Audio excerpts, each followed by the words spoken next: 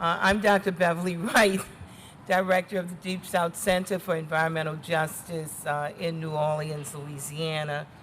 And I have been fighting for environmental justice for over 30 years. And I just want to say this as an introduction. Um, for 30 years, the scientists have been warning us about what was coming. Um, and for a while, I was a lone voice out here pushing for a transitioning to a renewable economy. In Louisiana in particular, because we have Cancer Alley, which I understand the industry resents using that term, but so do the people who live in Cancer Alley resent being subjected to the amount of pollution and illnesses and deaths that occur because of exposure. But it seems that after Katrina, especially in Louisiana, people began to realize that climate change was afoot. We have more believers in climate change here than many other places because of what we have gone through. And we began to get really excited when we saw the amount of money that would be coming down. The Justice 40 project, which was specifically to redress some of the harms that exist in our communities for mostly people of color, and here in Louisiana, African Americans in particular. Got really excited about that process until we realized that the oil and gas industry had another idea. They realized that they were going to have to transition, but they were looking for alternatives to keep making the amount of money that they were making and get into the game of renewables. And one of the things that they came up with was CCS, carbon capture, sequestration, and carbon capture and underground storage. And so I want to talk to you just a little bit about the resolution that was presented by Council Member Helena Moreno, and just review it very quickly.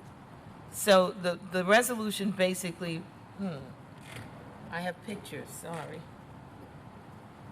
Yeah. Were you moving them forward? Got you. Okay, so the resolution basically resolves to protect the people of New Orleans and our environment from carbon capture storage projects that involve the underground disposal of carbon waste and the build-out of hazardous pipelines. It recognizes the threats of climate change that include rising sea level, stronger storms, extended periods of extreme heat, and forceful tornadoes. It affirms our Bill of Rights in the New Orleans Home Rule Charter to health that requires protection of our environment, and it supports transitioning to renewable and clean energy. It also observes the growing number of companies proposing a new wave of polluting industries with carbon capture storage. It reports the truth about our poor environmental regulations in the state that increases the risk and burdens of carbon waste projects. It calls on the city to prohibit the build-out of carbon capture storage projects and facilities, and it commits the City Council to not invest in or incentivize any carbon capture storage projects. So I can absolutely say that I'm very excited about this resolution. I think it makes New Orleans a leader, not a follower, and I think it's the beginning of our attempt to move our state in the right direction by saying we do not want carbon capture and storage facilities in our communities, and because it's absolutely a risky waste project. I know that most people have been hearing that carbon capture sequestration is the way to go, that it's the only way we can reach net zero by 2050, but the science does not support that. The science is saying something different, and believe it or not, the EJ community once again is in the forefront of trying to point out the harms of this particular process. Jesse will go into the technical. I know a little bit about it, but I'm going to leave it to Jesse to do that. But in the picture of this big pipeline, this is just to give you an idea how huge this project would be, and what a large project it would be, building pipelines to store carbon dioxide. And we already know what fights we're having just with oil pipelines, how it means that people will lose their land, it will be taken over so that these pipelines could be extended across the country.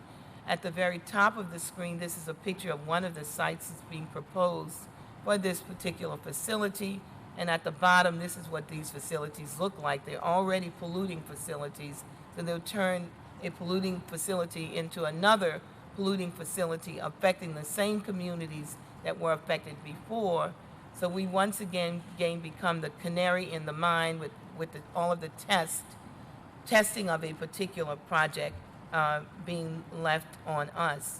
So I was in Scotland at the TED conference that was just before the COP26, and I ended up in a particular meeting with a vice president for Shell Oil, and he was presenting this whole idea of carbon capture sequestration and how safe it was. It would be a circular kind of motion where nothing would seep out and harm communities.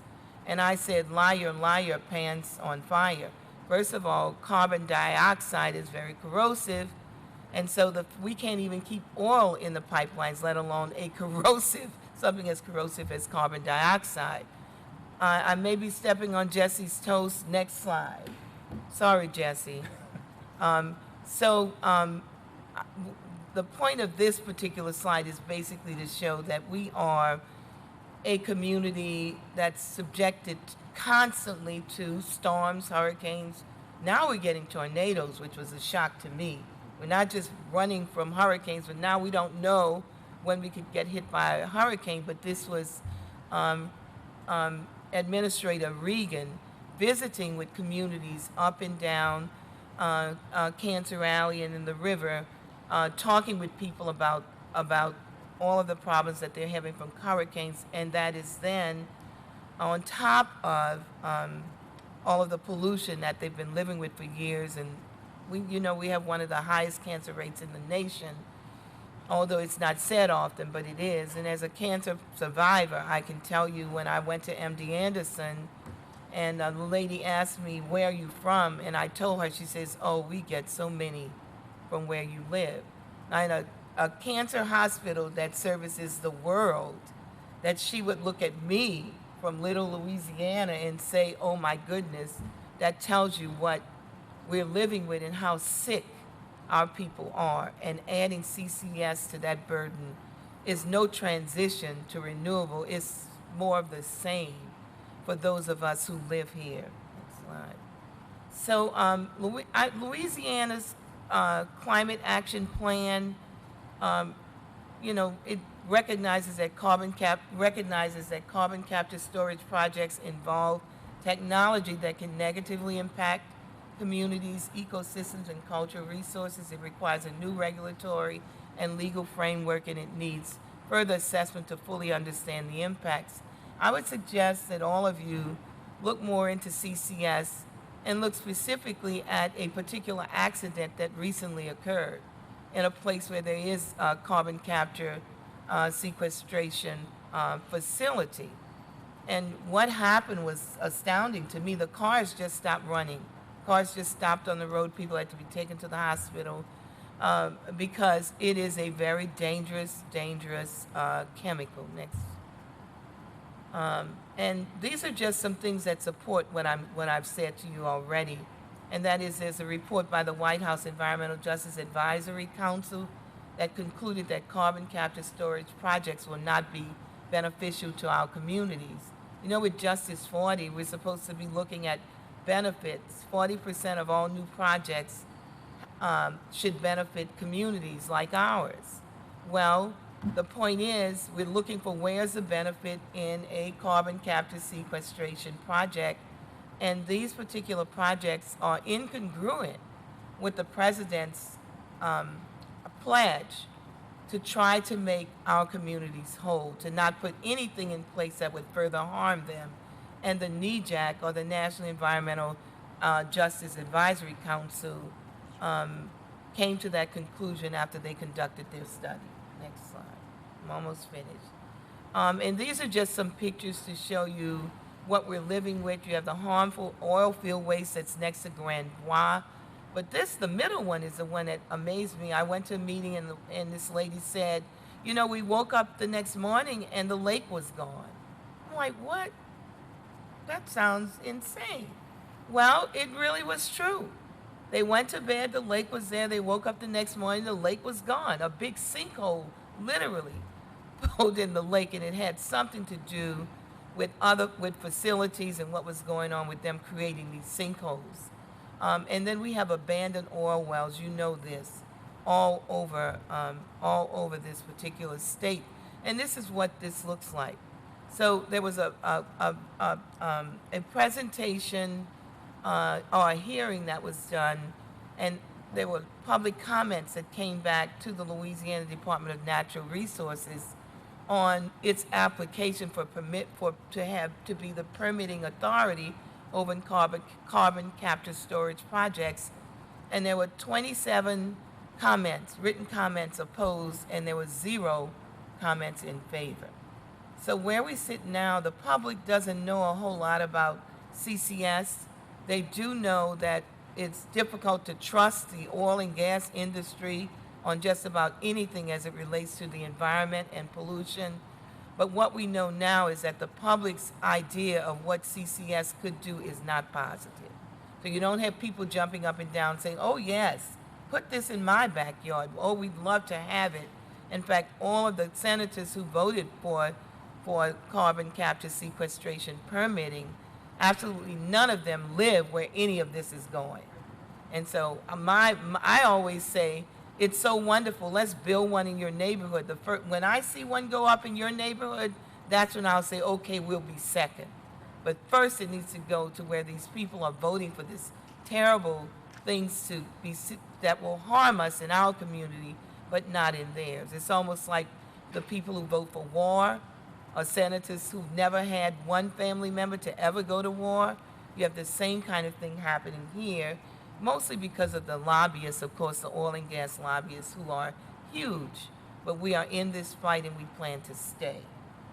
Is that the last one? No? Okay. So this is just to show you what you already know. The planet is getting hotter. Red is where the heat is, and you see where we are, and it's mostly all red. So President Biden wants to see a reduction in carbon levels, and some they're looking at the 2005 levels. So, you know, whenever we talk about this, when we say we wanted by 2030, we want the levels to be down 50 to 52%, but they're talking about starting at 2005. Where we were in 2005, they want to go down 50 to 52% below that. And Governor Edwards, on the other hand, at a 40 to 50% reduction of 2005 levels by 2030 and a net zero by 2050 in Louisiana. So we're getting mixed kind of reviews and signals, and I think it has everything to do with people not clearly understanding what CCS is, and they're being blown a lot of smoke up there, you know what, about what this can do and how safe it is. But the science is not there, and I ask you to really look at the science before you make any decisions. The city of New Orleans, however, I would say, is far ahead of the game in thinking about transitioning to a renewable economy. The city council put New Orleans on the map as the first in the southeast region to require 100% of electricity we use to come from renewable and non-carbon sources by 2050. I have to tell you, it's exciting to be in a red state where you have a Democratic governor, and we start to see really positive things come out rather than the craziness that we see in most red states. And we have to say it is only because of New Orleans that we see these changes moving forward. And Mayor Cantrell formed partnerships across the city to develop a climate action strategy centered on equity. The Deep South Center was absolutely involved and through that whole process. And it's grown. It hasn't stopped. It is continuing. And faith-based, community, culture bearer, and small business groups are moving on efficient and renewable energy solutions to power outages climate change, and high bills. This is New Orleans, and I'm proud, very proud, to be in this city that I think is a leader now in us transitioning to a renewable economy. And should New Orleans be a target for carbon waste projects, we have the ability to say no. So, you know, not in our backyard, not this time. And I'm hoping that we can move forward with this resolution. Thank you. Thank you, Dr. Wright.